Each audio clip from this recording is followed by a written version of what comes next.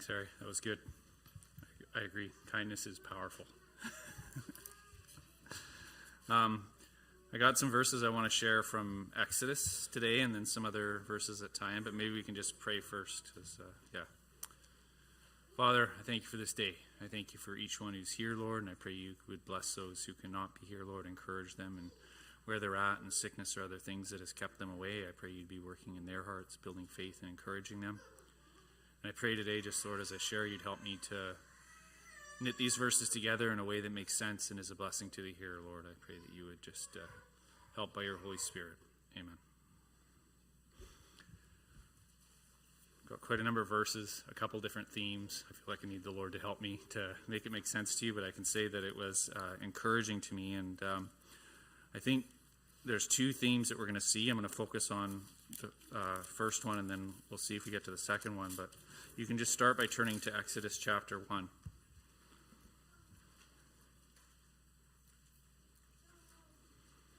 As I read through Exodus chapter 1, and then you'll see it confirmed in some of the New Testament verses I'm going to read, it was just coming out to me the theme of fear and faith, and how Pharaoh ruled the people of Israel with fear. And it's the same thing today, in that that's one of the devil's objectives, is to rule our lives through fear. He wants us to be influenced by thoughts of fear. He wants us to make decisions based on fear. And just as Moses and these different testimonies we're going to read overcame that fear, there's a wonderful promise that to those of us in the New Testament, through Jesus Christ, we can be anxious for nothing. It says in Luke, I'm not going to read it, but I think it's in the prophecy of Zechariah that it said that Jesus came so that those who followed him could worship him without fear. And I just have been reflecting on that and just desiring that in my life, because some of these testimonies I'm going to read, I am going to share some of the, I was just reflecting on them, and it's amazing. The fear these people overcame was quite something, and I think you're going to probably see it a little bit in the way I share it, but I was also reflecting on my own day-to-day and my own life, and where does fear come to me? Does it come that there's so many ways it can come to us, and in every sense, it's damaging, right? For me, just at work, right? We don't call it fear, but I could say I'm anxious about, am I going to get everything done? Or I'm anxious and maybe how it's going to work out, or I'm going to have to talk to somebody, maybe it's going to be a little tricky conversation. I can get anxious about that. That's fear, and Jesus wants us to live in freedom from that. And mothers with children, right? There's a million different things that could go wrong with the kids, and the enemy is more than happy to tell us and remind us and pound these things on us about everything that could go wrong and everything we had to be afraid of. But the promise of God is that we can live without fear. We have a promise that says we can be anxious for nothing. And that's one of the reasons Jesus came. And it's quite, I think, as I'm going to read through some of these testimonies in Exodus, we can see it was a real priority in bringing the sons of Israel out of Egypt, that they became free from this fear. And most of them didn't, but some did. So in Exodus chapter 1, verse 15, it says, "Then the king of Egypt spoke to the Hebrew midwives, one of whom was named Shiphrah, and the other was named Puah. And he said, when you are helping the Hebrew women to give birth and see them upon the birth stool, if it is a son, then you shall put him to death. But if it is a daughter, then she shall live. But the midwives feared God, and they did not do as the king had commanded them, but let the boys live. So the king of Egypt called for the midwives and said to them, why have you done this thing and let the boy live? So the midwives said to Pharaoh, because the Hebrew women are not as the Egyptian women, for they are vigorous and they give birth before the midwife can get to them. So God was good to the midwives, and the people multiplied and became very, very mighty. Because the midwives feared God, he established households for them. Then Pharaoh commanded all his people, saying, every son who is born you are to cast in the Nile, and every daughter you shall keep alive. And I would say I didn't have anything, just when I read this section, I was just reflecting on, it can seem like, just when we read these things, it can just seem like a little story to us. And maybe not to you, but to me, you can just read these things and they tell this funny, not funny, but they tell this, they say to the king of Egypt, the Pharaoh, that the Hebrew women are vigorous and we don't get there in time. And you can read these things and you can say, well, that's an interesting thing. I'm surprised the king of Egypt believed this.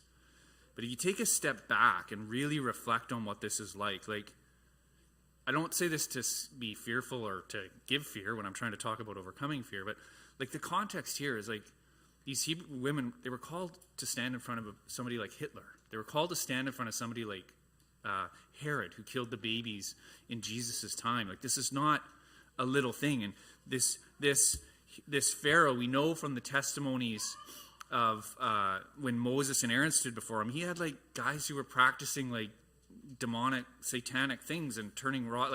These are his advisors that have evil and demonic things so they can discern, right? Surely these midwives would have said, well, Pharaoh's going to know we're not telling the truth.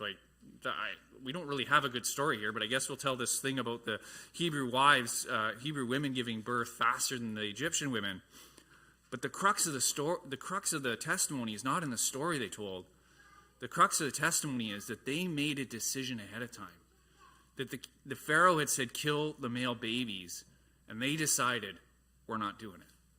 We're not going to kill the male babies. We're not going to listen to Pharaoh. We know that in this thing we have a choice to make. And they didn't know God was going to deliver them. They just had to say, you know what? We're the midwives. God's put us in this place. I know I can stand and say, God does not want me to kill the male babies. I'm not going to do that. And that's where it started. It started with a decision by faith. And then what happened is we see God deliver them. We see they made this decision by faith. And this is my own interpretation, but just as God hardened Pharaoh's heart throughout the testimony of Moses and Aaron, whenever Aaron and Moses would go, and the 10 times God hardens Pharaoh's heart for his own purposes to show his power and greatness over the Egyptians. In this case, I'm personally convinced, God spoke to Pharaoh's heart and had him convinced by these midwives. God delivered these midwives. The story of the Hebrew women having babies faster did not deliver these midwives. God delivered these midwives because they had purposed in their hearts to do what they knew was right in the sight of God. They decided, we're going to do what's right, and we're not going to fear the king. We're not going to fear Pharaoh. And I'm not saying it wasn't a situation for some concern, and they might have even been trembling. They might have even been trembling when they were standing before Pharaoh. But how do we know they didn't fear him? Because they made the decision not to kill the male babies. They made the decision and said, we know God's will. I'm going forward in that. And we see that God delivered them. Then in chapter 2 it says, now a man from the house of Levi went and married a daughter of Levi. The woman conceived and bore a son. And when she saw that he was beautiful, she hid him for 3 months. But when they could hide him no longer, she got a wicker basket and covered it over with tar and pitch. Then she put the child into it and set it among the reeds by the bank of the Nile. His sister stood at a distance to see what would happen to him. The daughter of Pharaoh came down to bathe at the Nile with her maidens walking alongside the Nile, and she saw that her basket among the reeds, and sent to her maid, and she brought it to her. When she opened it, she saw the child, and behold, the boy was crying, and she had pity on him. This is one of the Hebrews' children.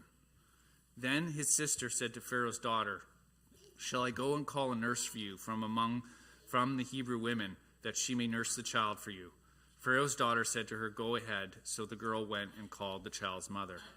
And then we know, I don't need to read the rest of it there, or I can paraphrase it, but so what do we have here? We've already had Pharaoh. Pharaoh first tried to use the midwives to kill the male babies. Then he gave a broader edict. It just said, all the people. If it's a male baby, if it's a Hebrew male baby, kill it. Throw it in the Nile. That's the instruction. It's not just the midwives now. All of you are under this rule and decree from this evil ruler Pharaoh. This is the command. And you read this story, and once again, I mean, maybe it's just me, but you can kind of read this story, and it's like, oh, they made a basket and hid him in the Nile. Think about this story, though. What actually is in this story is they had a male child, and they decided, we're not going to listen to the king. Once again, they did not fear the king. So they had this male child. But by the time the child was 3 months old, obviously he's crying and making noise. And they're living in such a place in Egypt where they came to a decision. Listen, somebody may hear this child crying outside. Like, one of Pharaoh's soldiers may walk past and hear this and kick down the door or demand to see the baby, to see if it's a male or a female. We can't have him in the house anymore. We got to do something. Like, it's a story of a miraculous deliverance, but it's not a light little story. Like, they literally were in such a place where they're like, we know there's something special about this child. Like, God, there's something special here. They could see it, but they also knew, like, we can't keep this child in the house anymore. Like, somebody's going to walk past and hear the baby and demand to see it, and we need to do something. So they by faith made this little basket that could float, put the baby in it, and set it on the river, and left their daughter to watch it. Like, again, it's a story of some who, and it could almost seem like they were afraid, but I'm happy we have the testimony in Hebrews 11, which I'll read quickly about it. They weren't afraid. They'd made their decision not to obey the king, but they also knew having this child in the house is not going to work. Like, we're going to get found out. So they hid the baby in the Nile. And then we know the miraculous story of how God delivered Moses right into the hand of Pharaoh's daughter. Like, again, we see how those who did not fear, like, it's absolutely incredible. Like, again, it's like, you can read this as a little story, but, like, if you think about it, it's like, I keep using these analogies, and maybe it's not helpful for you, but it's like, literally, we have more modern things of people who are horrible. It's like literally a relative of an evil dictator, say Hitler, or say some other man that comes to mind, who's purposed in his heart to kill people. His very daughter rescues this child of the people that he's ordered to be murdered. And it's just a miraculous deliverance. And we see how in all these circumstances, and like the point to take from it is the things that want to bring us fear, the things that want to make us afraid. God is in control. Like, God is in control. He can take the very daughter of the man who gave the instruction to kill all the Hebrew babies, all the Hebrew male babies. His very daughter is going to bring a Hebrew male baby into the palace. Like, it's amazing to see these deliverances that God brought for those who chose not to fear. And it's a choice. Because if you go on your emotions, you're going to have fear. That's part of the reason why I shared. I don't think necessarily, maybe God had such faith in those midwives that they didn't have any fear at all, or no trembling when they stood in front of Pharaoh. But part of me is like, they might have been afraid inside.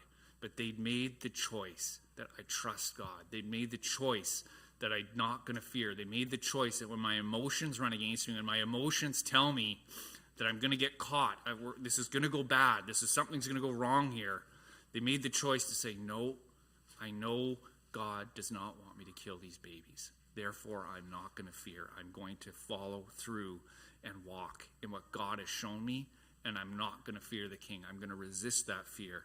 And let's turn to Hebrews 11. You don't have to. I've got a few of these things marked because I'm going to jump around a little bit, but I think it's good. We may come back and forth here a few times. Hebrews 11:23. It says, by faith, Moses, when he was born, was hidden for 3 months by his parents because they saw he was a beautiful child and they were not afraid of the king's edict. So again, we have a second testimony here in the life of Moses that they were not afraid. The king had given a command. The midwives weren't afraid. And God brought about a deliverance to the midwives and spared the male babies because they weren't afraid. And then we also have Moses' parents who were not afraid of the king's edict. And we see how God worked absolutely miraculous circumstances to bring about a deliverance. Let's turn to just later on in chapter 2. Because I think, as I said, hopefully I kind of have two themes. Fear is one of them, and then just the way God works and deals with us is the other that I want to call out in these verses. And this is going to tie a little bit into the second theme here. So we see at the end of Exodus in the middle of Exodus chapter 2. So Moses is now gone and grown up in the princess's house, in the house of the palaces of Egypt. Moses has been raised there. But then he went out in verse 11 on one day to see his brothers and sisters, the Hebrews, the Israelites, and he saw an Egyptian beating one of them, and so he went and he killed the Egyptian and hid him in the sand.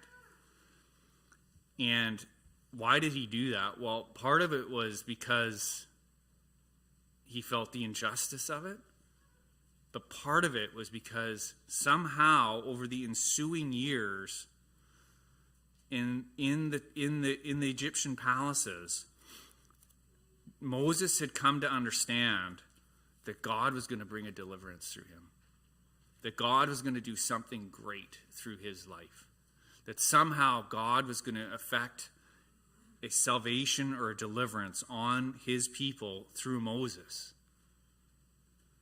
So Moses is getting trained up and becoming well-learned and well-spoken and very powerful in all that Egypt had to offer. And he saw this Egyptian beating a Hebrew, and he saw the injustice of it, but he also thought, you know what? I think this is God's timing.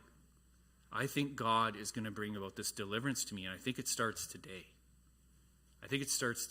I'm going to kill this Egyptian, and my fellow Hebrews are going to understand that, you know what? Deliverance from the Egyptians is coming through me, and God is going to use me to deliver you. So he killed the Egyptian. Then he went out the next day in verse 13 and saw two Hebrews fighting. And he said, "Why are you striking your companion?" But he said, "Who made you a prince or a judge over us? Are you intending to kill me as you killed the Egyptian?" So Moses was afraid. The fear came. The fear came to Moses, and he said, "Surely the matter has become known." So Moses thought he was going to bring about a deliverance for God, and he thought that everybody, all the Hebrews, were going to rally around him. But instead, what happened was he realized he made a big mistake. He made a big mistake killing this Egyptian. And he's like, you know what? It's not a secret. The king knows, and I'm in trouble. And so he was very afraid and got out of Egypt and went to a neighboring country, or whatever you want to call it. He went to the neighboring area called Midian because he was afraid and knew he needed to get out of Egypt. So this is not a testimony of deliverance here. This is a testimony of Moses not acting in faith, but rather trying to do it in his own strength and ending up afraid and on the run at the end of it. And you don't have to turn there, but just to confirm the interpretation or the way I'm sharing it, you can see it in Acts chapter 7. Because it says in Acts chapter 7, in verse 24, that when Moses saw one of them, being an Israelite, being treated unjustly, he defended him and took vengeance for the oppressed by striking down the Egyptian. And he supposed that his brethren understood that God was granting them deliverance through him, but they did not understand. And the following day he appeared to them as they were fighting together, and he tried to reconcile them in peace, saying, "Men and brethren, why do you injure one another?" But the one who was injuring his neighbor pushed him away, saying, "Who has made you a ruler or a judge over us? You do not mean to kill me as you killed the Egyptian." At this remark, Moses fled and became an alien in the land of Midian, where he became the father of 2 sons. So now we have Moses on the run, out in Midian. I think God's working on him out there to work on this self-confidence that he had, rather than the dependence on God, teaching him God's ways, teaching him that it's not going to be through the strength and knowledge and wisdom he had from Egypt that deliverance is going to come, but it's going to come through dependence on God. And I think that was a big difference between what we saw in the first 2 testimonies of the midwives and Moses' parents. I don't think Moses' parents were sitting there thinking, wow, we've had such an awesome idea of the basket in the water. Like, this is just, we're so smart. They were just like, this is all we can think of to do. God have mercy. God have mercy on us. We know we're not going to obey the king. But God, we need you to deliver this baby. We need you to help. And the Egyptian midwives, or the Hebrew midwives, again, I don't think they were saying, oh, we've got this great story. We're going to tell the king of Egypt. We're going to tell him this story and he's going to believe it. I think, again, they were just like, God, we're obeying you. We don't want to live in fear. We know your way. We know what you want us to do, and we're going to do it. But please have mercy and help us. And in both cases, we see that's the situation where God's working. Whereas you got Moses here, who's like, I'm ready. God, I know what to do. Deliverance, it's time. I am ready to deliver here. I'm very powerful in word and deed, as it says elsewhere in Acts. I'm ready to bring about a deliverance. And God was like, Moses, you are so far from ready. You are so far from ready. You have no idea how you're going to overcome the fear and the intimidation that the Egyptians want to bring on you. You don't have a clue. You're all strong in yourself. And God said, Moses, you're going to spend 40 years in Midian learning some of my ways and learning how I work and how I deliver. So he's out in Midian, and in chapter 3, we see some things here. Actually, maybe I'll go to chapter 4. I may come back to the burning bush because I think there's some lessons there, but I want to sort of stick on the topic of fear here. So in chapter 4, God has spoken to Moses, told him, given him the calling to go back and speak to Pharaoh and lead his people out of Egypt. And that happens when he's at the burning bush in chapter 3, and he's still at this place of God talking to him. And in chapter 4, he says, what shall I say? He says, what if they will not believe or listen to me? Listen to what I say, for they may say, the Lord has not appeared to you. The Lord said to him, what is that in your hand? And he said, a staff. Then he said, throw it on the ground. So he threw it on the ground, and it became a serpent, and Moses fled from it. But the Lord said to Moses, stretch out your hand and grasp it by its tail. So he reached out his hand and caught it, and it became a staff in his hand. And later on, it comes to be known as the staff of God. And I was reflecting and why this lesson? Is it just, it's quite a powerful sight to see a stick turn into a serpent and he grab it again and it turns back into a staff. But I don't know, as I reflected on it, I thought there was something to the fact that when it became a serpent, Moses ran. Moses was afraid of that serpent. Moses had fear, and when he saw it on the ground, he ran away. But God told him, go back, reach out your hand, and grab that serpent by the tail. And when Moses took that step of faith and grabbed it, it turned back into a staff. And not just Moses' staff anymore. It turned into the staff of God, which we'll read a bit more about. But I see here now Moses is in a place where he's starting to be trained of God, where he's beginning to come to a place where the things that are terrifying him, he's trusting God, he's obeying God, and listening, and all of a sudden he's starting to see God work. And I was just encouraged by the thought of how when God is in control, things that are in our lives now that we maybe would have once been afraid of, things that are the enemy, the serpent, the devil is trying to give us fear out of, God wants to help us. God wants to bring us to a place where we don't have to be afraid of these things, and rather we're going to see how this very thing ends up being the sign that God wants to give to the Hebrew people and even to Pharaoh. And I know the sign. I'm not saying the Hebrews, when they saw the serpent and the staff, I'm not saying they were immediately saying, oh, God doesn't want us to be afraid. I know that the sign was the fact it was a miracle to see a staff turn into a serpent and then turn back into a staff when he grabs it. But Moses was, I think it's just something deeper. I think the Holy Spirit may be wanting to teach us, just the stuff that happens in the Old Testament are shadows and types. They're meant to show us something greater that's in the New Covenant. And I think what God was showing the Israelites and showing Moses right from the start, you don't need to be afraid. The serpent is defeated. you don't need to be afraid of him. You don't need to run from him anymore. And if you're listening to me, this very thing that you're afraid of could actually be a great tool in my hand. Then in the next testimony, he said in verse 6, the Lord said furthermore to him, now put your hand into your bosom. So he put his hand into his bosom, and when he took it out, behold, his hand was leprous like snow. And he said, put your hand into your bosom again.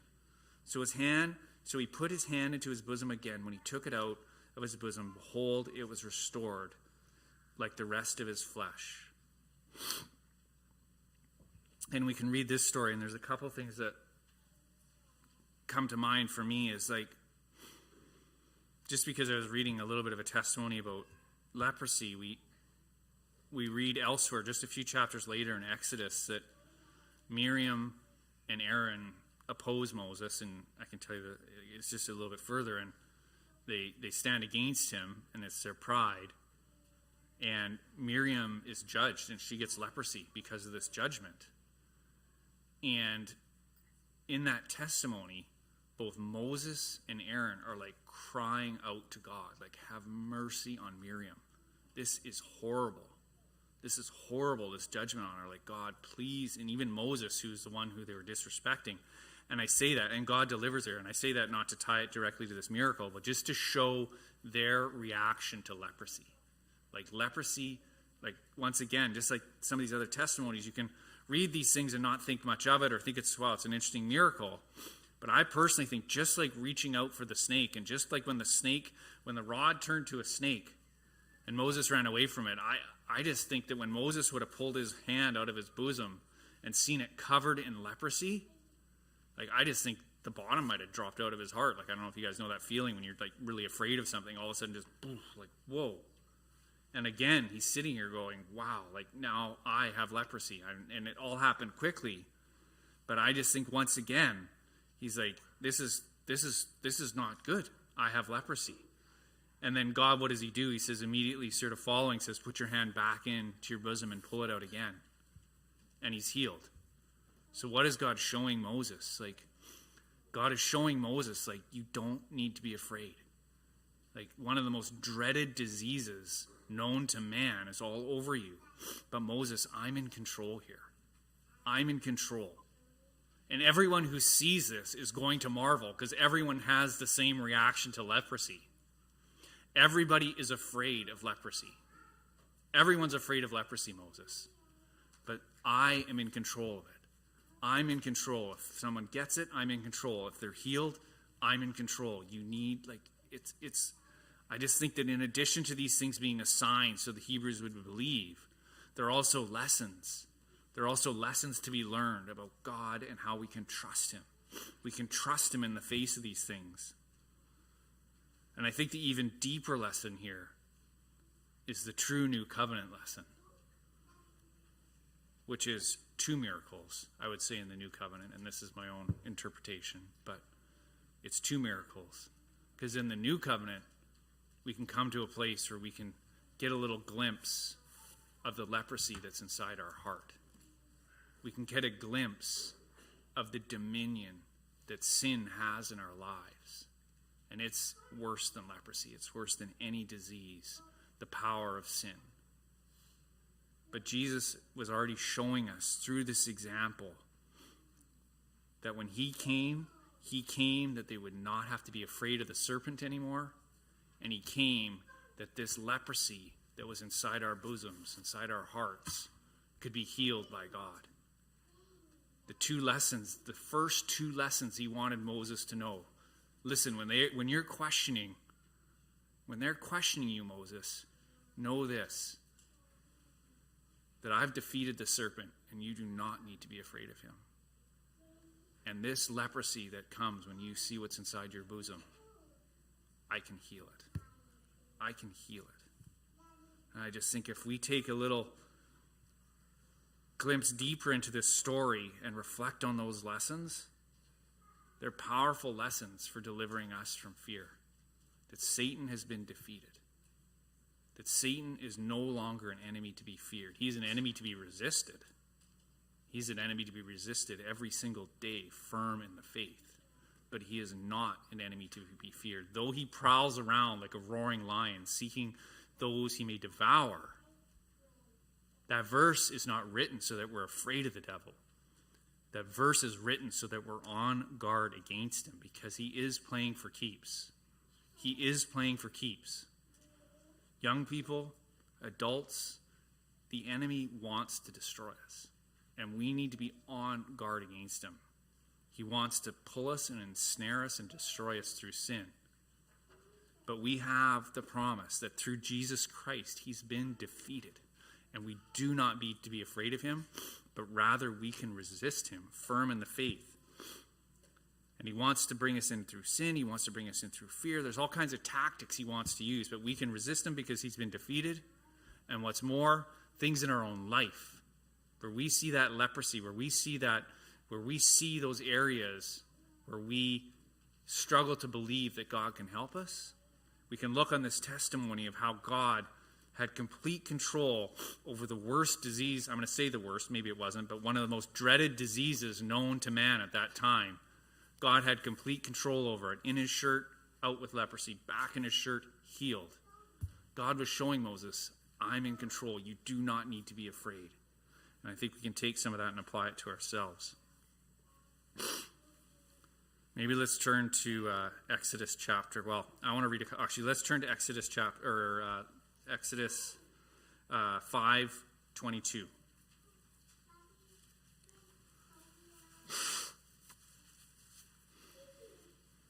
So now Moses has gone back. He's met Aaron. He's seen God working already. Aaron was prompted by God to come out and meet him, just as God had told Moses. He's gone back, and they've had an initial discussion with Pharaoh. They've had an initial discussion with Pharaoh and asked Pharaoh to let the people go, let them to go 3 days into the wilderness to worship him. And Pharaoh is completely unmoved by this. He's actually quite the contrary. God hardens his heart, just as God said it was going to happen. God hardens Pharaoh's heart, and Pharaoh's response is rather to put more oppression on the people. He doubles down with his fear tactics, and he doubles down with the oppression he wants to put on the people. Once they've heard some good news, because it says they actually believed. It's interesting. At one point earlier, it says that when Moses went and did the signs, it says in verse 4, verse 31, so the people believed when they heard that the Lord was concerned about the sons of Israel, and that he had seen their affliction. Then they bowed low and worshipped. So they had started to believe, but Pharaoh's response was to oppress them. Pharaoh's response was to say, okay, they used to be given straw to make the bricks. Pharaoh said, now you're going to have to gather the straw, but make the same amount of bricks. And all that the Hebrews could say is, this is impossible. It says they were traveling all over Egypt trying to get straw to make these bricks. And when the leaders of Israel, who were held to account for this scenario, for the fact that production was down, they were beaten. They were beaten. Pharaoh took some of his henchmen and took the leaders of Israel and actually beat them physically because they weren't able to make the quota. All of this is to drive fear into the Hebrews, to drive fear into the Israelites, that you know what? Don't even think about trying to get out of my kingdom. Don't even think about serving anyone other than me. Don't even let that thought cross your mind. Because if you start thinking about serving someone other than me, it's going to go very, very badly for you. It's going to be horrible. There's no way you can make it if you're thinking about going and serving some other god. You need to sit here and do what I say and live in fear of my commands, and don't even think about being free. It's impossible that you will be free. And in verse 22, it says, then Moses returned to the Lord and said, O Lord, why have you brought harm to this people? Why did you ever send me? Ever since I came to Pharaoh to speak in your name, he has done harm to this people, and you have not delivered your people at all. So we see Moses here. He's not believing. he's not believing. He is struggling. He's struggling with this scenario. He's struggling with what God has allowed. And I read this, when I read this morning, I guess I could say the only thing that was a lesson to me and a lesson to learn is just how, even in Moses, the man chosen by God, who spoke to God face to face, like, it's hard when things don't go according to our plans. And Moses has had to learn this lesson a few times, right? Moses first thought he was going to deliver. He thought everybody was going to rally around him and a great deliverance was going to come when he killed the Egyptian and buried him in the sand. And after that lesson, he ended up on the run. Because he realized that not only is Israel, the Hebrews, not rallying around me, they're not seeing me as their deliverer. I've now made myself an enemy of the king of Egypt, and I'm afraid of him, and I got to get out of here. And then when he comes back now, instructed by God that this is God's time, and you are my man, Moses, you are my man to deliver Israel. I have a plan, and I'm going to use you to deliver the people of Israel. Even then, when it doesn't unfold as Moses was expecting, he came to a place where he actually was saying, God, you're not doing it. Like, I've been here and you have not delivered this people. But then God said to Moses, now you'll see what I will do to Pharaoh. For under compulsion he will let them go, and under compulsion he will drive them out of his land. So Moses, you're not going to have to run out. Pharaoh's actually going to push you out of this land. I'm actually going to use Pharaoh to move you guys out. And it says elsewhere that you're going to plunder. You're going to plunder the Egyptians. You're not going to go out empty-handed. You're going to go out, and I'm going to lead you out with riches from Egypt. And so it just is God saying, Moses, I'm going to do it, but it's going to be my timing and my ways. And when I do it, you're not even going to have to be on the run. It's not going to be some stealthy thing. You're actually going to see God. You're going to see me deliver, and it's going to happen. And I can tell you that the lesson to learn here, and I'm going to read one more verse on it, is that Moses was low. He didn't understand God's ways. He was questioning them. He was not sure if God was going to bring about a deliverance, and I think maybe some of the fear was coming back. But God spoke to Moses, and Moses did believe. Moses believed. Somewhere in the following few chapters, as God continues to perform his signs and wonders on Pharaoh, Moses went from questioning and not understanding and not sure about God and his plan here to completely confident that God was going to bring about a deliverance. And he also, in that time, became completely convinced that whatever God said, he was going to do. And whatever God commanded him, he was going to follow that exactly. And if we turn to, let's turn to Exodus chapter 14. And I just say this to kind of confirm what I was saying there. It says in Exodus chapter 14, verse 11, they've now come out of Egypt. Pharaoh drove them out of Egypt, and they plundered the Egyptians. And they're now on the start of their journey through the wilderness, but not very far. And it says here that God actually hardened Pharaoh's heart to chase them. So God actually was fully in control here and hardened Pharaoh's heart because God wasn't done with his judgments on Pharaoh. But he's now brought Pharaoh to be chasing the Israelites, and they're up against, and God also led the Israelites to be camped up against the Red Sea. And the Israelites in verse 11, then they said to Moses, is it because there were no graves in Egypt that you've taken us away to die in the wilderness? Why have you dealt with us in this way, bringing us out of Egypt? Is this not the word that we spoke to you in Egypt, saying, leave us alone, that we may serve the Egyptians? For it would have been better for us to serve the Egyptians than to die in the wilderness. And I can just say I'm so thankful, and I think they should be so thankful, that Moses did not listen to that counsel. Moses did not listen when the leaders of Israel said, leave us alone. We just want to keep serving Egypt.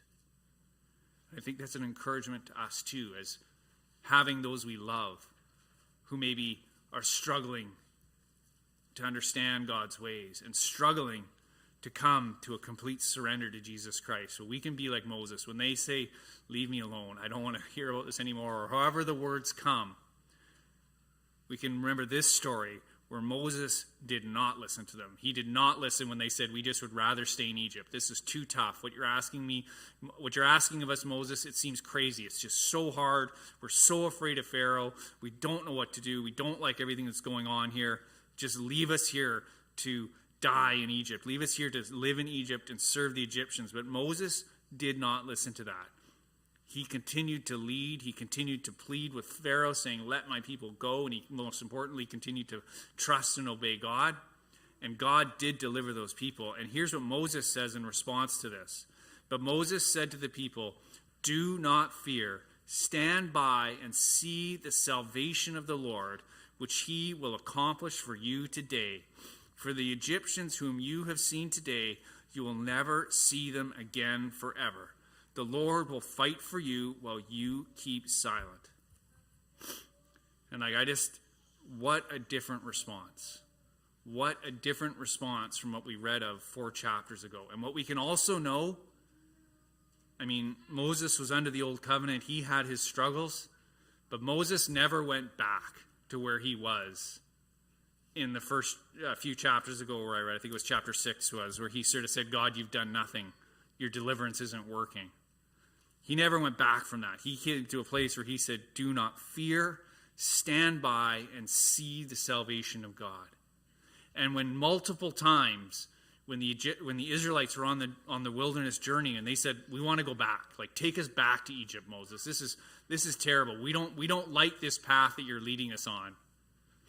Moses never was back in that place where he was saying, God, your deliverance isn't working. He came to a place where he believed in the deliverance of God. And he came to a place where it says, by faith, he knew God had riches and a plan ahead for him, that he was not turning back.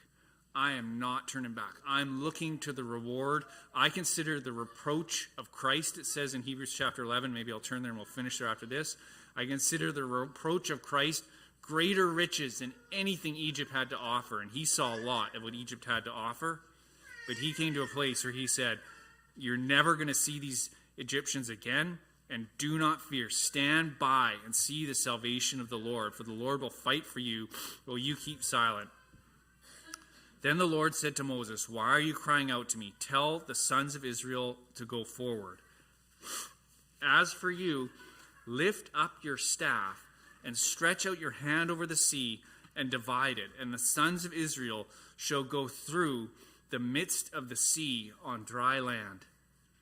And I was just thinking about that, like how we read about that first miracle that God showed Moses when the staff turned to a serpent and he picked it up and it turned back to a staff. How that miracle and that staff, which became the staff of God, was used over and over again in the deliverance of Israel. It was used here where God told him, like God just could have said, Scripture is precise. There could have been lots of different instructions to Moses. Other times they had to, like we know with the ark, they had to set their first foot in the water. When they set that first foot in the water of the Jordan split. But with Moses, it was the staff. God said, hold out your staff and you'll see the water split. And I was just reflecting on that, like how as a brother or a sister, as we in Christ are able to come to a place where even in some small measure where the enemy's schemes to bring fear and defeat, where we by faith are able to defeat that fear. By faith and by the help of Jesus Christ are able to come to a place where that fear no longer dominates us.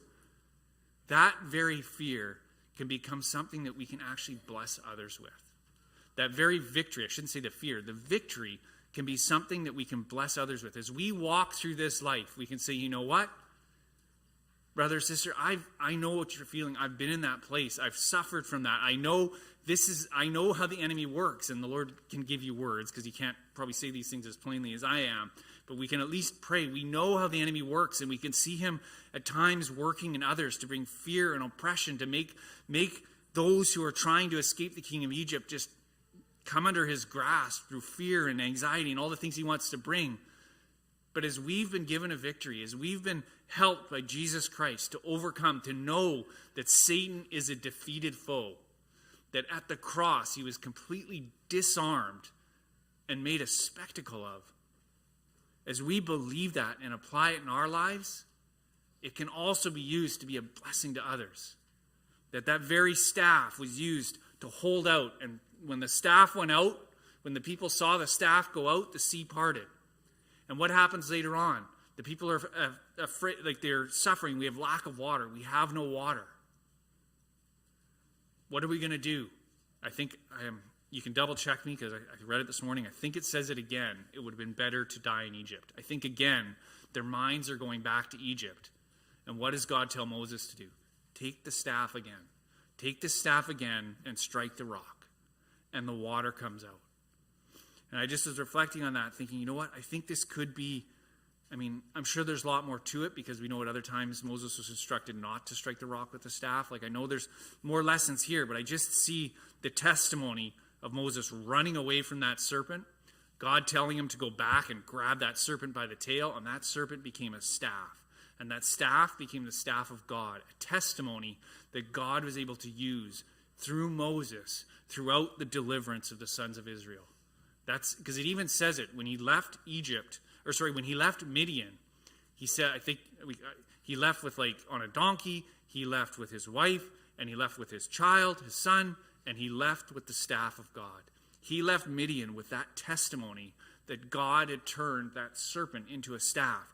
And then throughout the deliverance of the Israelites and throughout their journey, throughout the wilderness, God was continuing to use that testimony to show the Israelites that he can provide for them, that they don't need to be afraid. They need to just trust him and obey him and believe in him, not listen to the lies, not listen to the doubt, not listen to all the ways the enemy wants to bring fear. And what comes, if you look through it, what comes with fear? Grumbling and complaining. Once we start to get afraid, we start grumbling and complaining. And now I'm just speaking practically for myself. When I'm afraid or when I'm anxious and stressed, I get irritable and all these other bad fruits. Anger comes. For me, if I'm stressed, if I'm living in fear, anger is just around the corner. An outburst of anger is right there. The enemy's got that next snare he's already laying for me, that I'll somehow lash out at my wife or my children because of the root of anxiety and fear that's gripping me. But Jesus wants us to live free from that. He wants us to live free from fear and anxiety. So much so that he actually commands it, that we should be anxious for nothing, but in everything, by prayer and supplication, make our requests known to God. And the peace of God, which passes understanding, can rule in our hearts through Christ Jesus. He wants us to live in that way. And I say this not speaking down on anyone, because I know we all have our different battles. We all have our different tests. Some of us are in greater struggles with this, some lesser. But I think anyone who's honest with themselves can look back and see those things that make us afraid, can see those things that make us anxious, that the enemy uses to want us to bring fear.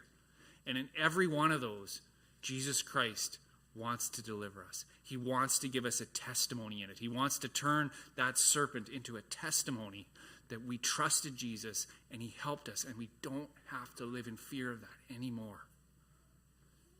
And we have to pray. We have to, with thanksgiving, make our supplications known to God. And we have to resist the devil, firm in the faith. Because just because we had a victory once, he can come back and try and test us again.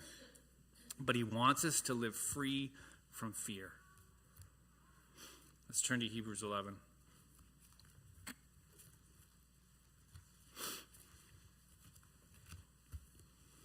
We'll just keep reading from where I ended. First. Oh, thank you. Thank you, Andrew. I'll read one more verse. Last verse. Verse 27. Hebrews 11:27. Well, verse 26.